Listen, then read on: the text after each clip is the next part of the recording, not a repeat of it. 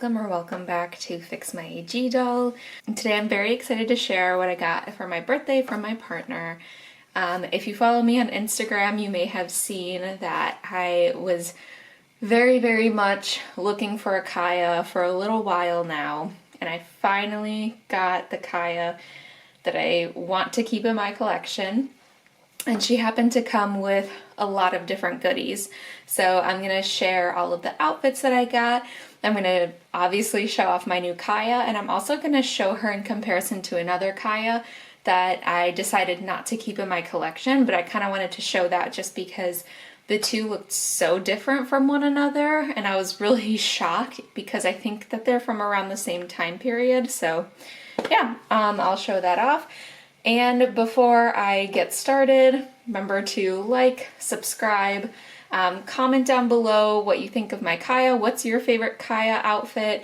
I love every single outfit that's ever been released for Kaya, and I'm so excited to collect for her.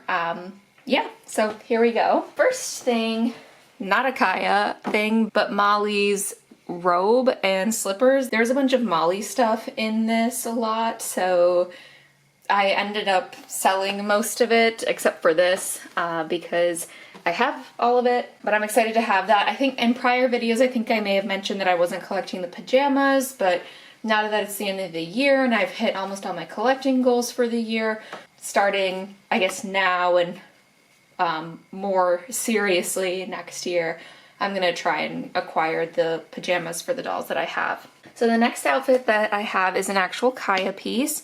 So you may recognize this outfit. There are so many components to it, and I'll show them off piece by piece. I just want to make sure to pull it all out because there's so much to it. All right, so I believe the only things that I'm missing for this outfit are there's like two little hair circular pieces and also the yellow undershirt. I am ordering the yellow undershirt, but I'm having a hard time finding like the little circular pieces. So eventually I'll get them, but I was super happy to have most of the pieces for this outfit. So you can see her little shoes here. So there's fringe all over this. And you can see that the pleather is starting to peel a little bit. I'm going to be playing around with this to try and preserve it as much as possible. But I think they're so cute. The other shoe is obviously exactly the same. These are some yellow hair ribbons. But this red shawl, I'm absolutely obsessed with. You see the fringe here, goes in order yellow, blue, red. And this is like a very luxurious satin feeling red fabric. And there's little thumb holes, like the little details. There's thumb holes on each side. If I can just find the other side here, so that she can pose just like she is in the stock photo for this. So I'm super happy I have this piece. This goes around the neck, has these beautiful beads.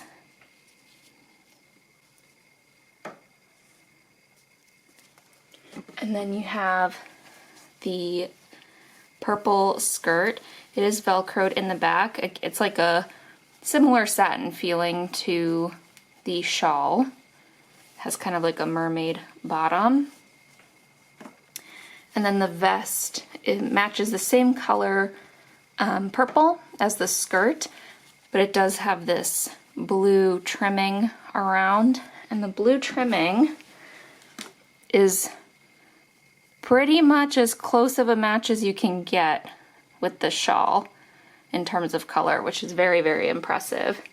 So like I mentioned, I'm just missing, I'll double check, but I'm pretty sure I'm just missing a couple of the hair pieces and the yellow undershirt.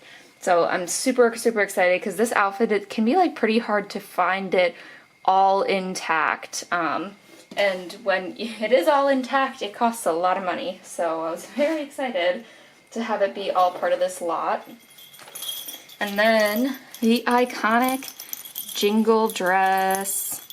Oh my gosh, I like love this. I'm like a very auditory person, so to have this dress actually have these beautiful metal pieces to make the sounds just like, I mean, they would in real life at a powwow, because so much of the story is told through the dance and the sounds from the dresses. I'm like, ugh, I love how much detail they paid, or how much attention they paid to the details. The blue ribbons for the braids came with this, which I was shocked by because I feel like those are so easy to lose. Oh, I forgot to mention this. This actually went to the prior outfit. My bad. But there is this blue triangular kind of shawl piece. It is, it definitely does not feel as satiny as the prior outfit. You can tell that, you know, it's like a polyester blend. But I think it's a really nice color, and it matches the bottom of the jingle dress. This is the belt that goes around the waist. And then these are the shoes. Again, you have these beautiful details on the front. You have this beautiful pop of yellow. I love that they did that instead of just having it be just different shades of blue, which of course is still beautiful, having this yellow pop up. Especially like, you know, if we imagine Kai actually dressing in it, like this yellow would really pop out and add so much dimension to the dance. Gorgeous. And then all the fringe again. And this beaded hairpiece. It has a little elastic on the back. There we go. So pretty, and again, I love that it has the yellow right there. That's what I have in terms of clothing. I did get one other outfit for her separately, so I'm just gonna grab that real quick. So this other outfit came with the other Kaya that I decided not to keep, but I'm gonna keep the outfit. So this is her trading outfit. This is so gorgeous. I know that this outfit is maybe not as like embellished or fancy as especially her powwow outfits, but this is like one of my top 3 favorite Kaya outfits. I think because of its simplicity, but like the way that the colors are all put together and the different shapes and textures, it's just so gorgeous to me. So you have the red, white, and blue beads, and then you have the blue and red beads here, which are a different type of bead with these. It feels like they might be made out of enamel pieces. And of course the fringe, and then these beads down here are the same type of bead and enamel as at the top, but they're just shorter strings. And then you have fringe along the bottom, and the back is totally plain. But I just think it's so, so pretty, and I think Kaya looks adorable in it. And the shoes, very simple, but obviously match what she would be wearing. So it's pretty much, from what I could tell, identical to her meat shoe. It's just that this color of faux suede matches her trade dress rather than her meat shoes. There is supposed to be a belt that goes with that. Unfortunately, she didn't have it, but that's okay. I just feel so happy to have this nonetheless. So let's go ahead and meet my Kaya. So here is Kaya. I think she is so, so beautiful. This is not what she looked like when I first got her. I'll put up some footage here of what she looked like and what I had to do Long story short, her face was completely smushed in. So like imagine somebody like pressed something right at her eye line. So like I'll do a side profile side by side of what she looked like versus now. And her hair was also totally matted. But this is my Kaya. She's so, so beautiful. Kaya, I know this might be like a weird thing to say, but she was or is a grail doll for me. I know that grails are usually like reserved for very rare dolls or, you know, expensive, hard to find dolls, but Kaya is a doll who's very important to me. Her stories are, I mean, truly incredible. I cried so much reading her books and they like really, really drew me in, and I wanted to save getting Kaya for a special occasion. So the dolls that are the most important to me in my collections, I really try and reserve for a special occasion. Like Elizabeth, asked my partner to get me her for our anniversary. Claudie is the first new unbox doll that I received, and that was for Christmas one year. So I really just try and be very thoughtful when I get certain dolls so that they kind of just stick in my mind, and it's easier for me to like associate them with, you know, the good feeling of some strong memory. Yeah, so I waited to get Kaya, or asked to get Kaya for my birthday this year, and yeah, it's not my birthday yet. Don't write in the comments happy birthday yet, still for like 2 weeks, but I saw the lot with all of the things for Kaya and I just like had to jump on it. So I think she's a pretty early version of Kaya, and picking a Kaya was so challenging because Kaya's face, and not just her face, but her skin tone as well, have changed a lot throughout her time in American Girl. So I believe this is an earlier version of Kaya. She's quite darker than she's actually picking up on camera. Let's see if I change the lighting, if you can tell more. No, it's, yeah, you're just gonna have to trust me on this. She's picking up on camera much lighter than she is in real life.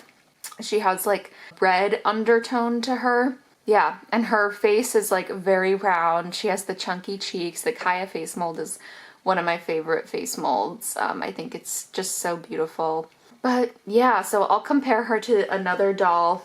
She has the, let me turn her around. She has the Pleasant Company 2002. You can see, I'm not really wanting to show. There you go, Pleasant Company 2002 neck stamp, which from my understanding was the first version of the Kaya face mold that they used. And the other doll that I'm going to show you has the same exact neck stamp, which was why I was like so surprised at how different they ended up looking. But let me go ahead and show you the rest of this Kaya's look. So you can see she has this beading around, there we go, this beading around the top of her dress.